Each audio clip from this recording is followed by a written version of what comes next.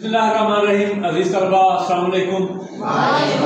कैसे हैं आप? खैरियत से हैं? तो आज का हमारा चैप्टर जो है इसको हम अपने सबक की बजाय आज मैं आपको बताऊंगा कि स्मोक क्या होती है।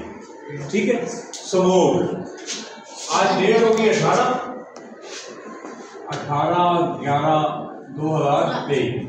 स्मोक के बारे में आपको मैं बताऊंगा कि स्मोक जो है वो क्या होती है। तो आज हमारे ज़िला लाहौर के साथ साथ ज़िला गुजरांवाला, शेखुपुरा, किशोर को कम से कम 10 ज़िला में हुकूमत पंजाब की तरफ से सरकारी तौर पर छुट्टी की गई है और बच्चों से भी कहा गया है कि वो अपने घरों में रहें।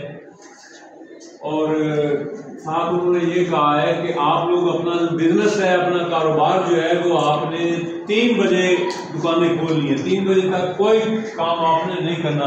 लॉकडाउन लगा दिया गया, जैसे कोरोना के दिनों में लॉकडाउन लगा दिया जाता था कि जो दुकानदार अपना